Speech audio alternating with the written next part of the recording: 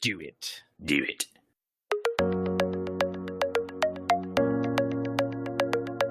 Welcome to the Austin Otaku Podcast, hosted by Jesse McDonald and Keith Good.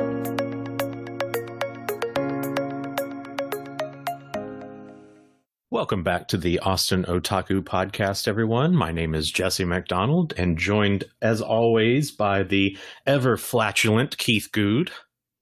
Hello. How's it going? It's good. How are you, man? Doing well, thank you. Yeah, you know when you said your name this time, it was like Jesse McDonald. It's like, you know, you're going through it. I let my southern drawl come out. Crap. I love it. No, it's fantastic. Let's leave it so people don't know what to call you. Just like when they look at my last name, they call me Keith Goat. I was going to say, someone on a call called you Goody the other day, and this is a work call. Goody, yes. And then we got a Goad, I believe. Yeah, I've had Goad in the past, and whatever. And just as long as you get the G right. Yeah, I guess that's because I am a G. I'm an old school G. Keith really. Jode. That's new.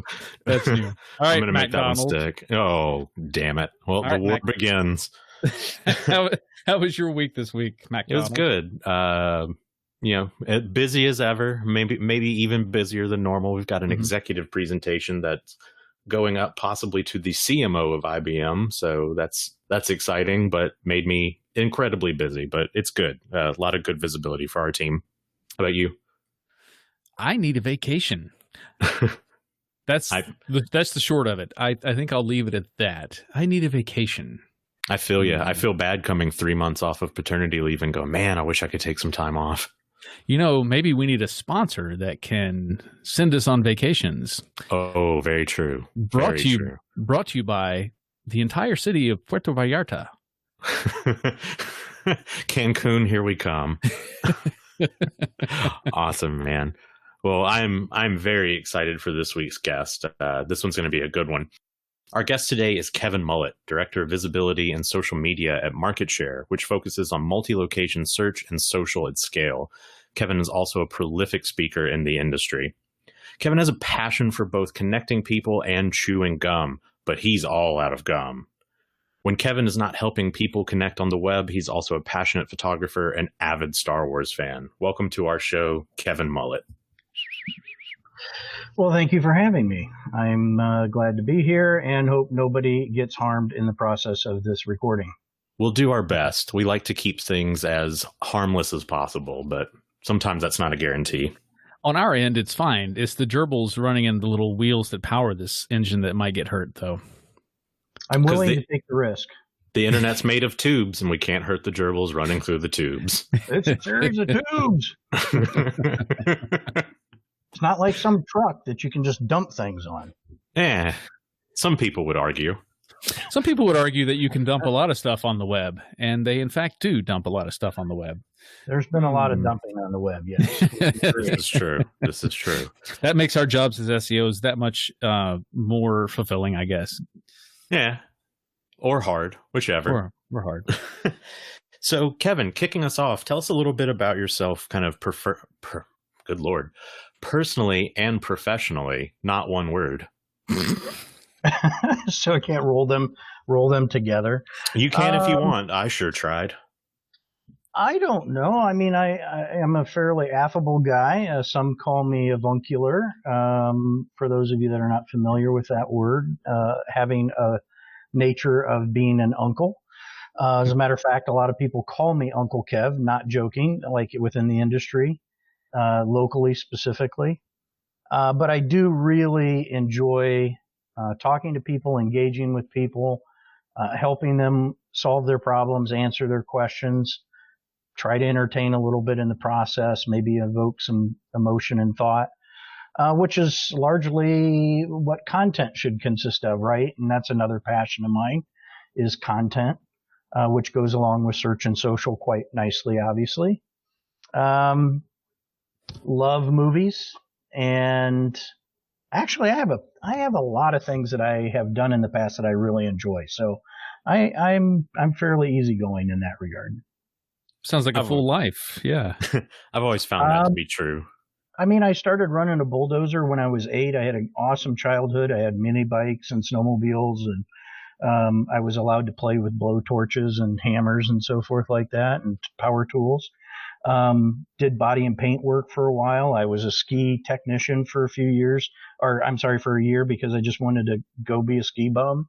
What else? I mean, I've done all kinds of crazy things like that. So yeah. And it's awesome that you said that you're kind of an easy loving guy. Kind of people know you as Uncle Kev, and you really are passionate about connecting people. I've always thought very much of you in that regard, because when I was first getting into the industry and kind of getting to know people and trying to get my name out there, it was around the time that you were a co-host of SocialChat, and you guys had me on as a guest, which was huge. It was the first time I'd ever really spoken outwardly in the industry, and you guys were so warm and compassionate and just cool to let someone as unknown as me at the time to be on the show. So I've always really greatly appreciated that. Well, that's great to hear, Jesse. And I'll let you in on a little tip here, or a little inside info. Alan Connect, who he and Michelle started that. I took a year of where I was on every social chat for that year, pretty much. I might have missed one or two here and there, but and I spent an entire year going to SocialChat for the purpose of doing nothing else but adding value to that chat. I didn't try and promote anything. I just showed up.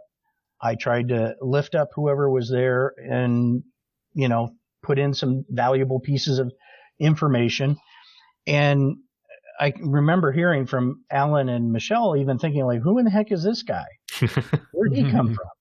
So having been there myself, I understand that everybody has to start somewhere, and everybody is going to be able to provide value somehow. You just have to give them the opportunity and find out what they can provide value in. Totally. And it was through Alan and Michelle that I actually got my first speaking gig on the national, stage. I mean, I'd done a lot of local and, regional type stuff, but it was All Things Social in Toronto or something like that. And Alan asked me to come because of SocialChat. That's awesome.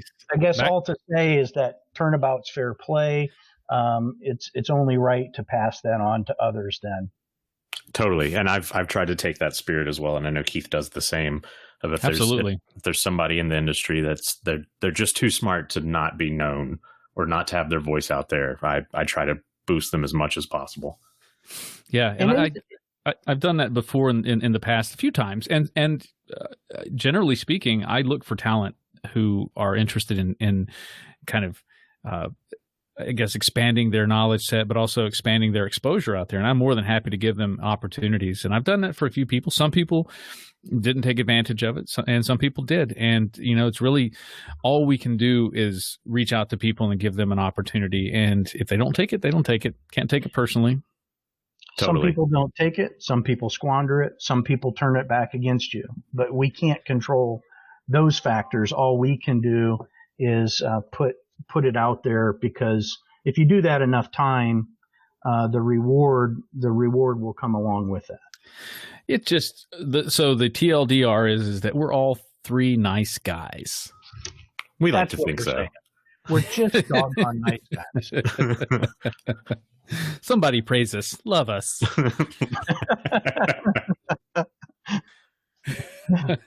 So, obviously, I'm sitting here looking at you on my screen, and obviously the viewers aren't going, or the listeners are not going to be able to see this because they won't have video access at this point, maybe sometime in the future. But I'm looking over your left shoulder there, and I am seeing a boatload of equipment that I am downright jealous of at this point, because I certainly don't, I don't have your chops. I do fancy myself at least an amateur photographer, and I think our Venn diagram intersects at photography, and I'd really like to get sort of a sense of when you got into it, what sorts of photography that you're into, and have an idea of what that does for your life in general. Wow. Okay. So, first of all, don't covet my gear, because the gear doesn't produce the image. Absolutely. Thank We you. we can talk about that more in depth here in a minute. But I started photography in high school, and I'm just a young buck, so that was just a couple years ago, dozens of years ago. Anyway, and so I started with film, and uh, the everybody learns differently, and the problem was based on the way that I learn things, and that is good for me. Film was very difficult. And I ended up in 1 year, I ended up shooting 100 rolls of film. Now, if you do the math on that, you talk about how much a roll of film costs, and then you have to process it to get most people are like, some of the younger people are like, what are you even talking about? Yeah, but you had to shoot the film, then you had to send it away, or later you got to go do a 1 hour, and then you got it back. You're $10 minimum into each roll, and I shot 100 rolls, and out of that count, I had maybe 10 pictures that were really good pictures, because the way my brain works is I have to do a thing and then immediately adjust based off of what I see. Digital, so some people say, well, digital's cheating. Well, no, digital just allowed me to learn the way that I am comfortable learning, for it to stick the way that resonated with me, which was also why I wasn't terribly good in school, because it bored me to death. They were not teaching in a way that my brain was able to absorb. So anyway, so it got started with that. I stopped shooting after that year that I shot 100 rolls of film because I was frustrated. And then when digital came out, this was about the time I had my daughter and a family, and I couldn't really afford lenses and all of that kind of stuff. So I tried to use point and shoot cameras, but I could never get what was in my mind to show up. And because the equipment in that particular case was, at that time, point and shoots just couldn't do it, right? Now you can do it with a phone, right? If you really want to, you can do it with a phone, most of it. Okay. So anyway, I got my first like real digital SLR camera. I think it was 2008, 2009. And man, from then on, it's just been a ride to try and learn and progress and figure things out. And so anyway, yeah, I get it. I totally get it. And you're right about the phone. Back in the before the pandemic,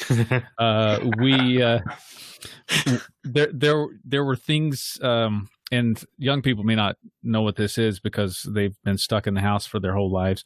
But we used to have things called photo walks here in Austin, and we would get groups of both amateur and professional photographers to take a tour around Austin, taking random photos. And at the end of the day, everybody would submit their favorite photo to a panel of judges who would then select the best photo taken of the day.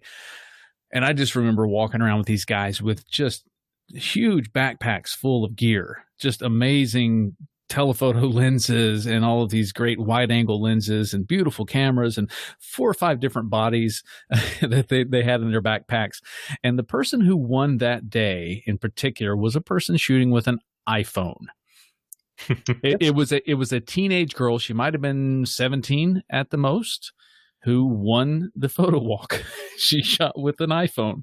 So it's an amazing time right now, where you have this incredible photo equipment in your pocket. Well, and the thing to extrapolate from that, I mean, like being geeks, we could sit here. By the way, my license plate says IMA space G33K. So if you see that humming down the road, but as geeks, we could take that and we could say, okay, well, was the iPhone photo truly the best that day? Well, by what criteria? Who were the judges? What were the judges looking for? And when I was doing web development back in 1998, 99, 2000 or whatever, one of the things that I specialized in was producing web pages that were what people wanted to see, that were not agency delivered, right? The agency was trying to win awards. Them winning an award did not necessarily equate to more business. The person winning based off of, in this case, an iPhone, does not mean that would sell, that image would sell. It simply appealed to the people who were doing the judging right at that time. Now, I'm not saying you can't do great photography via iPhone or Android device that will sell, because you absolutely can. There's people doing it. Mm-hmm. What I'm saying is that there's a whole lot of variables involved, and the gear is simply a means to the end. Mm-hmm. Right? Yeah. So people get way too wound up about gear. I ended up, because this is what people are going to ask. This is what people are thinking in their mind right now is, what do I shoot? Okay. I've always been a Canon guy. Had nothing to do with the brand other than the fact that that's what I owned, right? Mm-hmm. I started in film with that, which meant that lenses fit, which meant that flashes worked. It was a thing, right? And from a service standpoint, they always took care of me.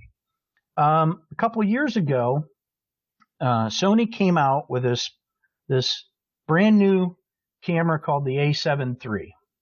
Mm-hmm. And I was getting ready to take a solo trip for 20 days out west. And I decided that this camera was so hot, it was on back order, and I knew some tricks to find where it was in stock. So I thought, Canon hasn't released their new camera yet. I'm going to buy this. It's cheaper than renting one. And if I absolutely do not like it, I will sell it and be at less cost than renting one. Mm-hmm. I'm still shooting it today. Okay. Because the gear doesn't matter until it does. Yeah. And you have to reach a certain point to where you know why you need something different and how that's going to benefit you. And in this very, very specific case, the Sony had a better dynamic range in low light and throughout for recovery of shadows. Okay. I'm speaking Greek to some people, but, why it saw things more like your eyes do than the Canon did. So it was easier to process. And for nighttime shooting, which I was getting into, low light photography, like the Milky Way and photography, it had less noise at any given settings. Right. Okay. That meant I could do more, that my creative vision was easier to accomplish. That's the total reason why I got it. Has nothing to do with brand. Absolutely. And I was actually amazed at how slowly the big names in cameras were in releasing mirrorless bodies. Nikon, I still, to this day, I don't think Nikon has released anything comparable to what Sony has pushed out, what Fujifilm has pushed out. They really were slow on the uptake for that. And yeah, I totally get it. I shot Nikon mostly when I had DSLRs, mainly because Nikon's handled low light better than Canon at the time. And I was mostly shooting concerts and night events, and I found that at the high ISOs that you had to shoot at in many cases, you were getting a tremendous amount of noise that I would have to clean up in Lightroom or something along those lines. And so with Nikon, didn't have that problem. With the Fujifilm X-T2, which I'm shooting with now, I'm also not running into that problem. I'm just amazed at how high on the ISO I can get without running into noise issues. It's really amazing. Pretty much. By the way, Nikon now has the Z6 and the Z7, which are pretty close, arguably in some ways better and arguably in some ways not. But pretty much what people need to understand right now is that you could go out and you could buy pretty much any brand manufacturer's camera on the market and create spectacular work, save for a few very, very specific types of photography. So, for example, landscape photography, what I do most of, you literally can go buy anything and you can get great landscape photos. If you use a camera phone, you can get great landscape photos. If you learn how to process those, you can improve that even greater. Mm-hmm. Now, I'm not talking about compositions or fake photography or complete artwork. Let's call it that. Okay. I'm not saying that's bad. I'm simply saying it's different, right? But what people need to understand is, and this could spark a whole storm, cameras do not see what our eyes see. Mm-mm. So there is no such thing as straight out of camera being exactly what you see. Not only because the cameras cannot see what we see, but because every camera manufactured has people behind it that have already made decisions on what the image will look like without your input. That is why even within the same ecosystem like iPhones, that you will have a different look across different models. And then you have an Android, and they've decided a different color science and a different warmth, or blue or green, or Nikon or Sony. And so this idea that it's just right out of the camera is just not based in scientific fact. Right. Because even our own eyes, somebody's looking through contacts, somebody's looking through eyeglasses. So what my goal is to try and make the image look as good as I saw it, as close as I saw it to, with maybe a few liberties of making it how it made me feel, because it is my artwork. Yeah. Now that does not include, that may include getting rid of a telephone pole I don't like. I'm sorry if you don't like that. It's just a man I'm using air quotes, sorry, put that telephone pole there, and I don't like it there. Yeah. And now, if it changes, because we're not talking about photography for journalism. We're talking about for pleasure. And if I don't like that object there, I will remove it. Right.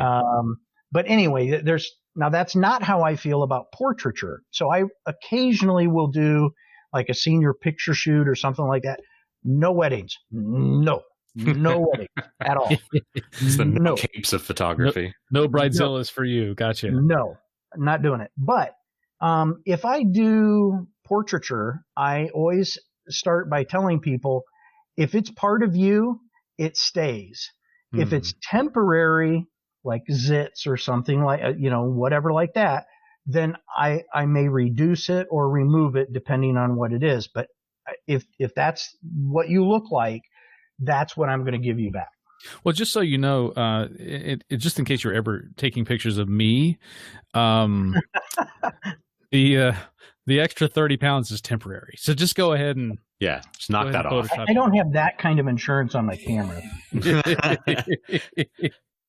So what you're telling me is that when you do your landscape photography, you're not pulling. Generally, you're not pulling to the extent of someone like a Trey Ratcliffe, who really embellishes his photos quite a lot. You're getting as close as you possibly can to the nature of reality without having something imposing like a man-made telephone pole in it. Yeah, not generally speaking. Now, I reserve the right as an artist, as a creative, to occasionally take liberties, but I don't do that a lot. Now, an example of where I would do that is I know you guys have seen some of my Milky Way photography. Mm-hmm. Mm-hmm. Well, look, we have this man-made problem called light pollution, and it's a real thing, and it didn't exist in nature until we created the problem. And that means that if you go back, 200 years ago, our Earth wasn't glowing like a radioactive wasteland. Okay, and so you could see the stars more easily. You could actually see the colors of the Milky Way. The colors exist in the Milky Way. So what I will do is to cut back on the atmosphere and the haze and the light pollution to try and have people see what the Milky Way would look like if we did not have that light pollution. Now, I'm not creating things where they didn't exist. I'm not adding in colors that weren't there, but I am definitely trying to negate the man-made issue of light pollution. Awesome. So this is awesome. I'm very excited to continue talking about this, but we're at our halfway point, which, because there's been no format change, means we are at the Tell Me Something Good segment of this show. Tell me something good. Yay. Yay me. Wait. One day Chaka's going to pay you for this one, man. Oh, she might. I'd just like to be visited by Chaka Khan, just to shake her hand. She seems like she'd be pretty awesome. Chaka Khan, not yet a sponsor. Or That's not right. a sponsor yet. Rufus, not a sponsor yet. So, Kevin, as the guest for this week, will you do the honors and let us know what your otaku recommendation is? Absolutely. Quite a number of years ago, I happened upon Charles Foster Wallace's "This Is Water" commencement speech, which was given in 2005 by him to Kenyon College. And to say that it changed my life is an understatement. I don't expect that it would necessarily have that impact on everybody, but I definitely think that it's a YouTube video worth watching because it really helps you to differentiate what you perceive is happening versus the alternate ways that you could think of what is going on in front of you. And it's very insightful. That's awesome. That's probably one of the most genuinely helpful recommendations we've had on the show so far. So that's great. The most life-changing. For sure. Yeah. Yeah. How So, about you, Jesse? What's the otaku recommendation from Jesse MacDonald? Oh God, that's going to haunt me for a while. We've talked a little bit about it on previous episodes, but when I was in college, I actually went to school for graphic design. And through that, we had to take a certain amount of electives through the just general process. And I kind of cheated the system a little bit because there were only two photography classes offered by the art department. Both of them were film-based. And so I was like, okay, that's better than painting. That's better than sculpture for my personal artistic taste. Let's do it. So took the classes, ended up letting them or getting the art department to create 2 to 3. I can't remember. Yeah, 3 more. So I ended up taking 5 photography classes, which if you do the math, that means I have the equivalent of a minor in photography, but didn't have the history class to back up the official minor. So because of that, I became a big fan, which is why I was so excited for this show. Long way of saying that while I was in school, one of the things that really got me interested in the medium itself was the Holga 120N. For those that don't know, a Holga is a plastic camera, basically super affordable. You should be able to get one for $20 to $50 at most. They got a little popular, so the price went up. It takes 120 film, so larger than the normal 35 negative. It's a 6x6, but it's an incredibly interesting format. It forces you into a world of restrictions. A, you have the film element, but B, there's not a lot of adjusting you can do. Not a lot of actual light adjustments can be made. You can buy some attachments that will allow for some zoom and some macro and micro conversions, but past that, it's pretty much what your eye sees. And on top of that, it can add a lot of interesting lighting effects, like vignetting naturally through light leaks, which mine dropped, so it had a really interesting light leak attached to it.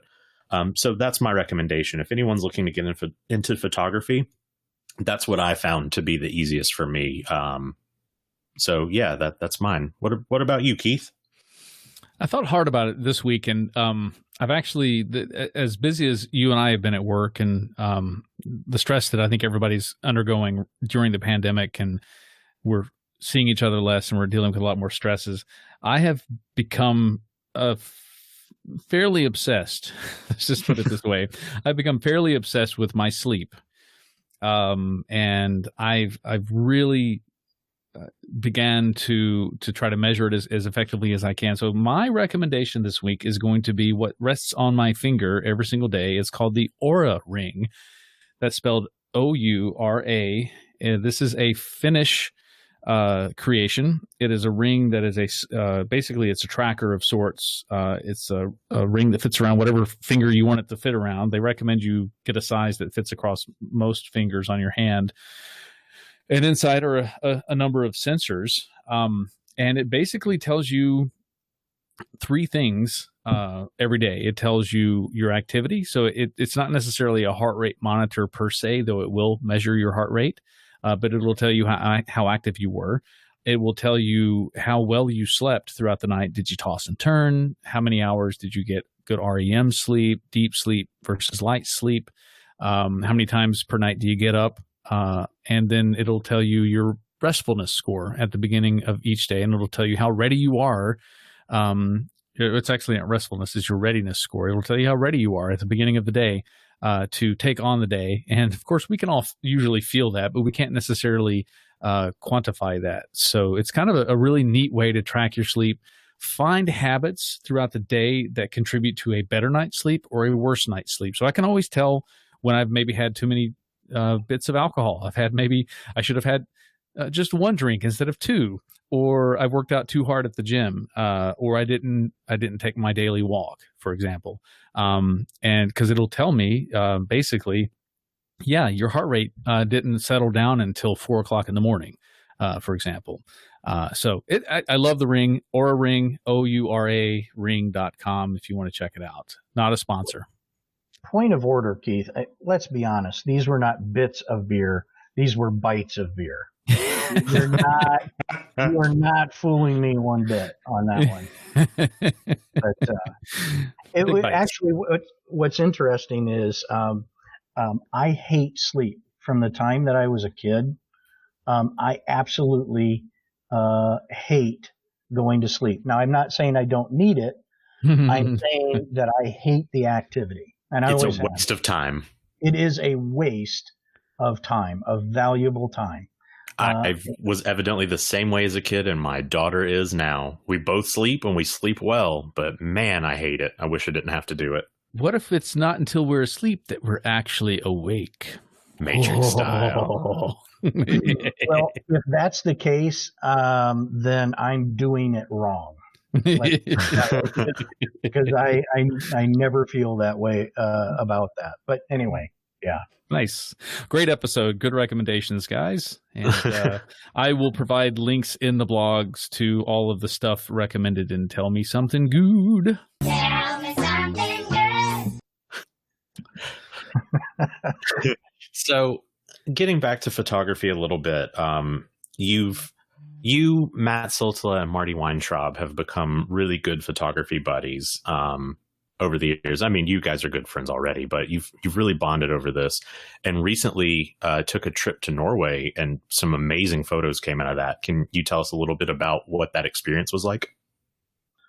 So the whole thing kind of started as I would go to conferences.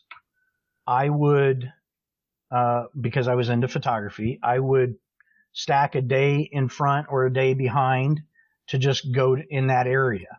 I would use one of my vacation days. I'm already there. And then I would, do some photography.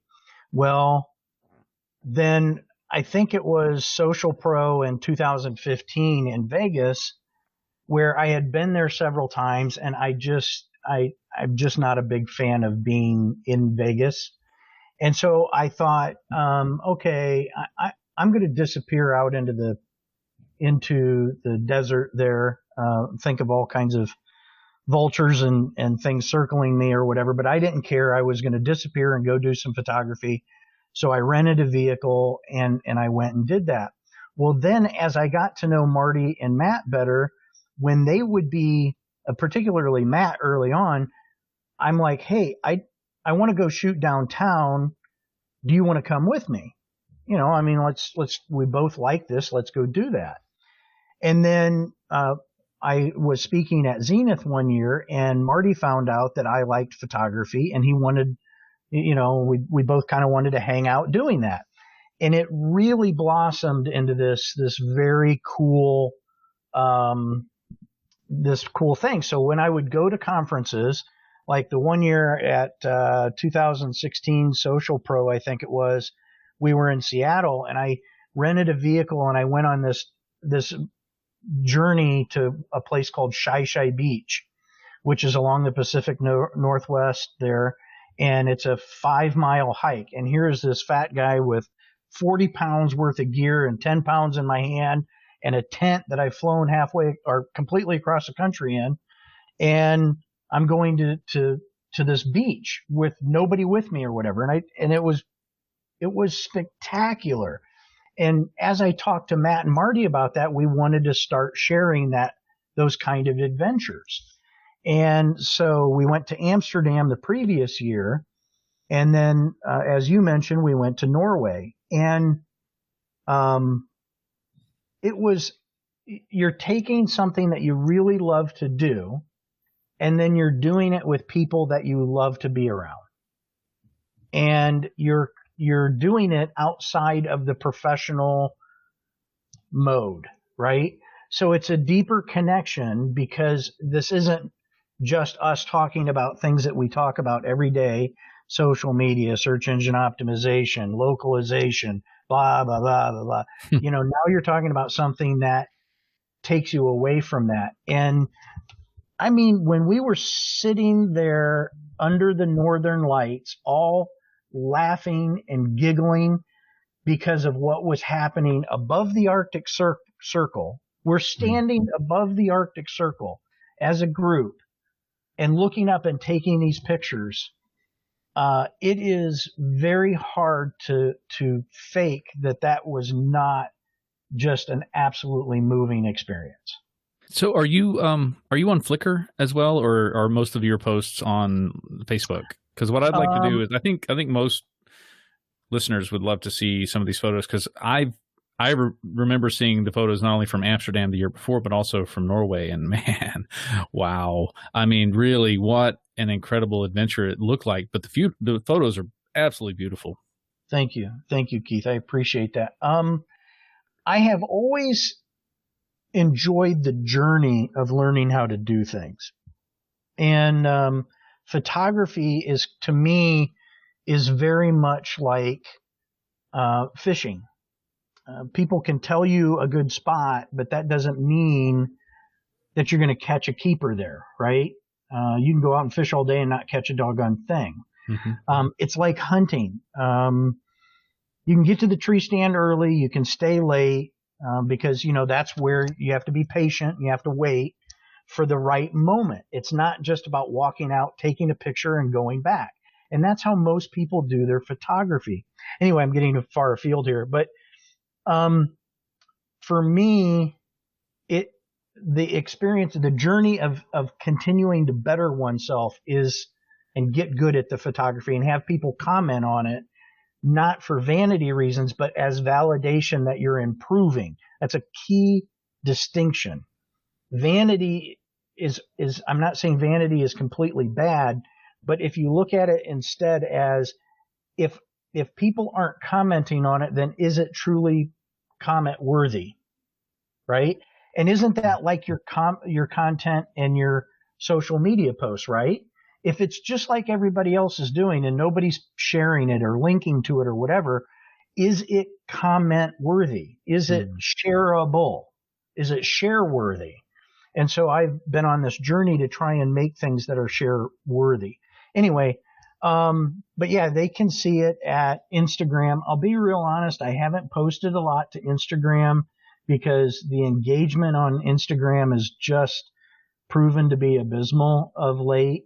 And I found myself really dreading prepping the photos for Instagram because when I do it for work, I am thinking of all of the correct hashtags. I'm thinking of an engaging post to go with it. People tend to like it when I tell a story about, Matt, Marty and I were out here and we were fighting, not wanting to be out, but we went anyway. And, and you tell that narrative and that story that pulls people into that situation. And that takes time to do it good, to do it well. And so I don't post as much there. I find that I end up posting a lot on Facebook, believe it or not. Yeah. Huh. Flickr, I do have a Flickr account, haven't posted there in years. Ah, gotcha. Yeah. I even pay for the daggum thing. I pay for the pro count, which yes. Same here. I need to do more photography actually, than I actually do. You talk about self-improvement. I'm curious how your photography fits into your 3-5-50 philosophy, and what is that all about? So 3-5-50 is 3 hours a day, 5 days a week, 50 weeks out of a year. And if you add that up, that's 750 hours. When I speak to colleges and high schools and so forth, students there, I always mention this, that they're going to end up with the same degree as pretty much everybody there. They're going to end up with the same classes. Some of them are going to finish higher GPA, some of them lower GPA. But what can they truly do to differentiate themselves and put themselves personally and professionally ahead, or to gain more knowledge? And that's 3 hours a day, 5 days a week, 50 weeks out of a year. Now, the first thing that people say is I don't have 3 hours a week. Let me clarify. What I constitute as personal or professional development is very broad. So it means making choices about, if you're driving to and from work, listening to something like a podcast that is empowering and educational to you instead of just music. That means staying up an hour or two later in the evening to apply yourself to learning a thing, to trying to, so like for me, I desperately wanted to get out of the sales environment that I was before. So I wanted to learn Photoshop. So that meant I could either go take a course, spend money, drudge through a whole bunch of things, or I could take an additional piece of time and do it on my own. And now people have no excuses for not learning this stuff, because there's literally YouTube videos all over the place that'll teach you this stuff. So, but if you can't do 3 hours, if you can't eat lunch at your desk and watch something, if you can't listen to the radio doing that, if you can't avoid using the newspaper and instead read books and so forth like that, for 3 hours, at least do 5-50, because 1 hour a day, 5 days a week, 50 weeks out of a year is 250 hours. Mm-hmm. And then, of course, you specifically said about the photography, apply it to something that brings you joy and or purpose. So right now, I'll be perfectly honest with everybody, I am really struggling through this whole COVID thing with my photography. I can't go to the places that I really want to go. I don't feel comfortable going to the places I want to go. A lot of the events that I would shoot during the year are no longer occurring, so I can't go do street photography because their performers just aren't out. We don't have the events that we normally did. But then that's okay. Wait for the opportunity to, when you are passionate about it, and then jump on it and have a purpose, try and have a goal. I taught myself HTML. I taught myself how to do web development because I was passionate about it, because I wanted to figure it out. So anyway, find something that you really want to know how to do, and then do it. And I think this kind of goes along, and Jesse specifically, this kind of goes back to a point that we were talking a little bit earlier about, which is everybody has value. There are people that are listening that know things that I don't have a clue about. Now, maybe that's crochet, and I don't care about crochet, But that doesn't mean that you're not valuable or have experience that you can pass to somebody else on a subject matter, right? So we were joking about experts, right? In education. Well, education never meant going to a formalized institution for a certain period of time. It means learning things and bettering yourself. It means becoming proficient. Malcolm Gladwell's 10,000 hours is misquoted and misrepresented all the time. You don't need 10,000 hours to prove proficiency. It happens to be a marker, which generally is when that starts to occur for things, but you can't apply that to everything. I feel like I'm rambling now. But anyway, the point being is everybody knows something that I don't know and that they could teach and that they're good at. And they should accept that as something valuable and then improve upon it. Yeah. And you're also the second guest to recommend Malcolm Gladwell. Malcolm Gladwell, not a sponsor. Yet. Well, I was going to say, don't worry. Whenever you and I get to finally meet in person, Kevin, I will teach you the little macrame that I know. I appreciate that. I got you. I got your back, buddy. Yeah. I am so looking forward to making a pot holder or something. I usually make necklaces, but if you want a pot holder, we'll figure something out. And, it's after all these years, we're definitely not going to take a photo walk, which I would love nothing more than to do. Mm-hmm. But when we finally meet each other in person, it's macrame time. Let's do this. What have I done? Oh, yeah. Game on, buddy. I can teach you guys how to sleep. That's pretty much my proficiency. We would both hate that. My body ends up taking care of it. But man, I struggle like a son of a gun to stop it. After the kid, I gave in. I fell asleep sitting up the other day. It was crazy. Now, here's something that I was kind of interested in, and it's something that I brought up during my recommendation section. And I'm a complete believer with you. We've had several conversations about how it's not the gear that makes the photo. It's the eye. It's what you do. It's your process. I'm a big believer in the eye is the most valuable piece of photo gear you have. What are your feelings on self-applied restrictions?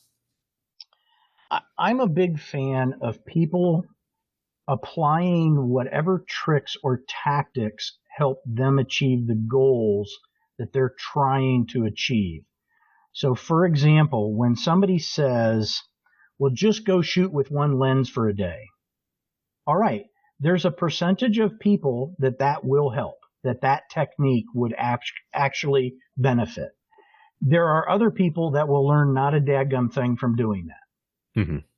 So does that mean it's not a valuable technique, or does it mean that it won't work for everybody? It actually means it won't work for everybody. So you can say, all I'm going to shoot today is macro. That's great. You'll probably be better at macro at the end of the day than you were at the beginning of the day. But that doesn't mean that you'll enjoy it, and it doesn't mean that you'll apply it in the future, but there's no harm in doing it. Interestingly, I've had what's called a star tracker for about a year and a half now, and I've never used it. It intimidated me. The setup was not clear, and it was really laziness. But anyway, the other day I finally decided we've got a moonless night. I am going to go out and I'm going to shoot with this tracker. It's ridiculous to have this $250 gizmo sitting here, and I've not used it.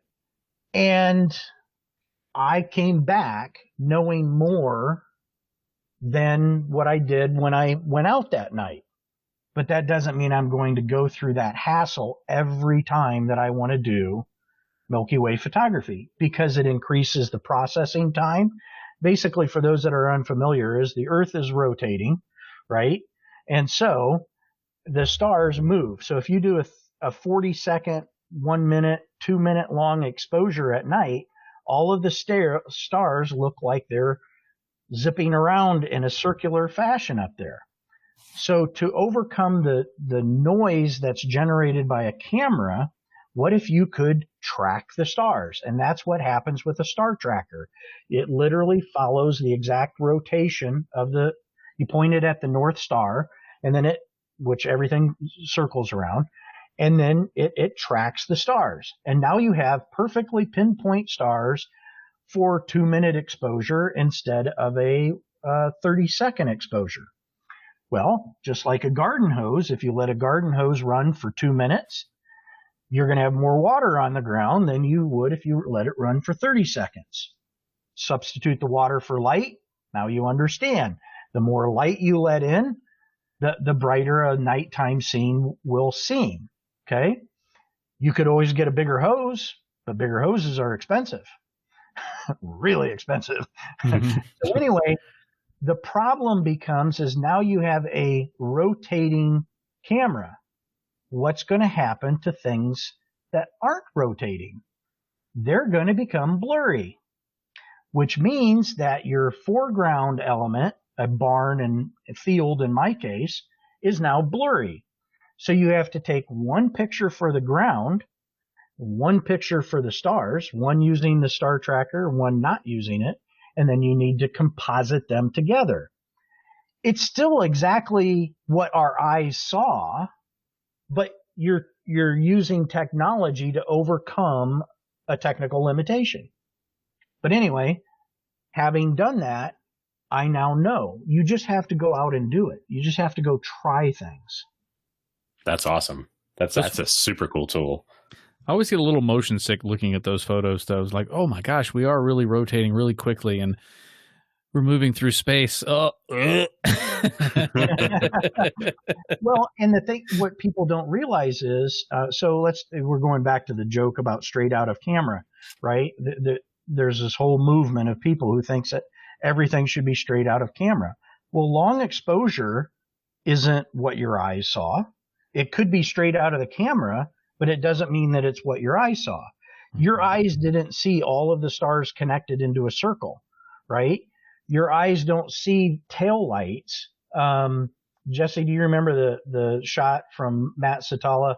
Siltala, who he went by me in his SUV out by Superstition Mountains, and I took a long exposure shot. So you have his vehicle lights trailing toward Superstition Mountains, and well, your eye didn't see that, so it doesn't matter whether it came straight out of camera that way or not. It's a visual representation. It's a trick of the utilizing the tools. And if your eye sees that, go to the doctor, please.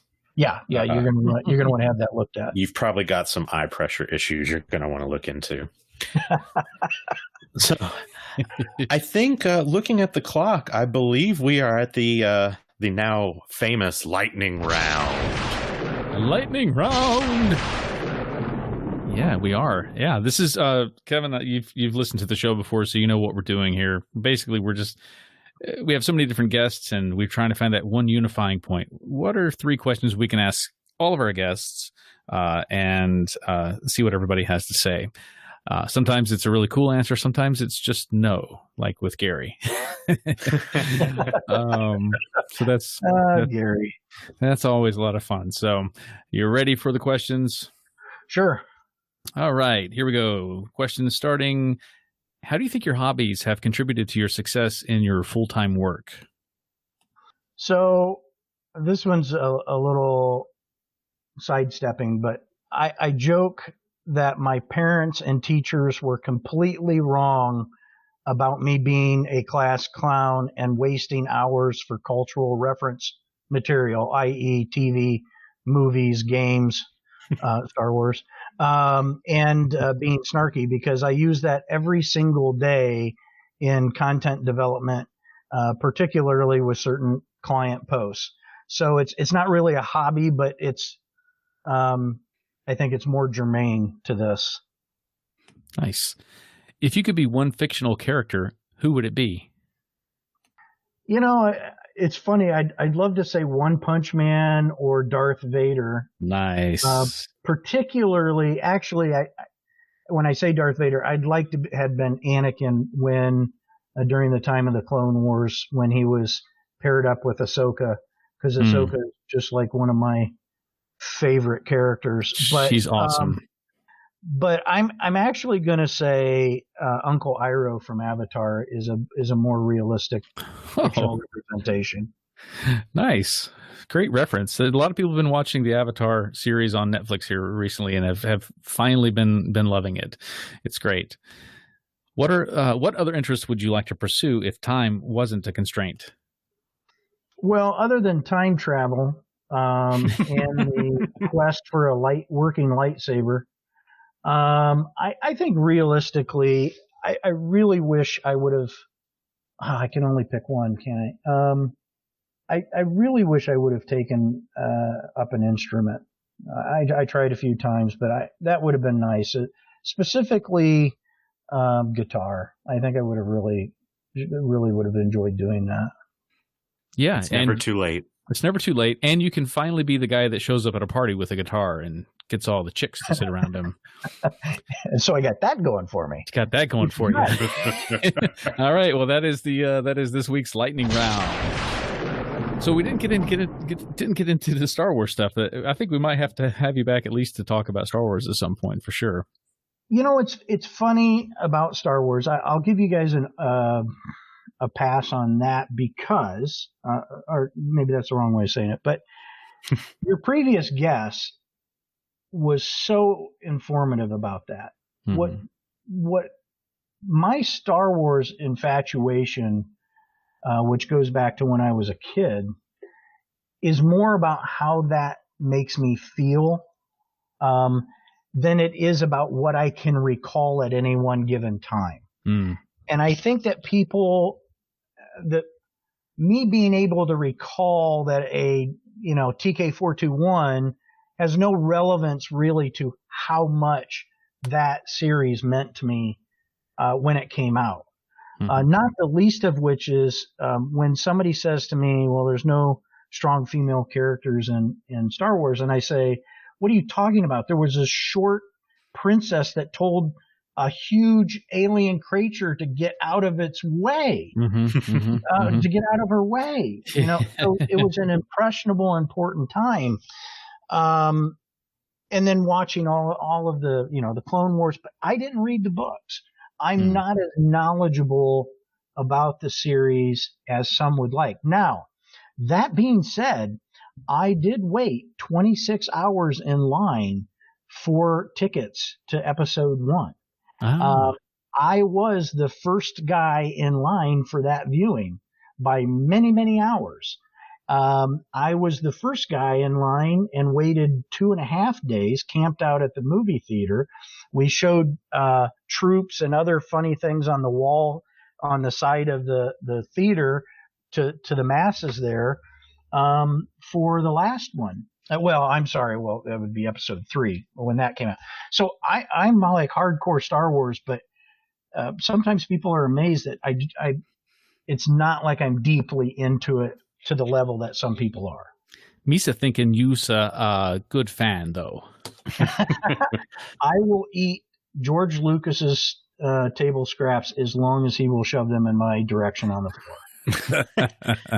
I think, and we talked about it a little bit on the show you're referring to, and a couple episodes that we have recorded that are about to come out. But we're talking about doing a Star Wars panel episode where we just bring on everyone that likes it that we know, and we just kind of talk about it for a couple hours. So if you'll have it, we'll definitely be reaching out to you to be on, man.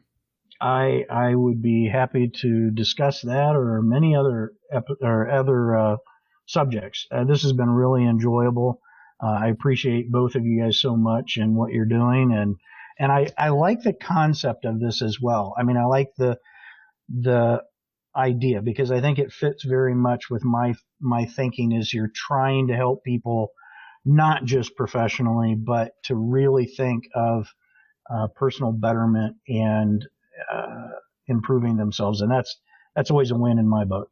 That's definitely the goal, especially in these trying pandemic-ridden times. So, well, with that, it's been an absolute pleasure having you on, and thank you for being a guest. We'll definitely have you on again soon, sir.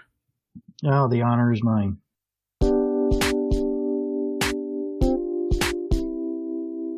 This has been the Austin Otaku Podcast. To learn more about us and our show, to be a guest, or to subscribe to our show, go to www.austinotaku.com and follow us on Facebook and Twitter.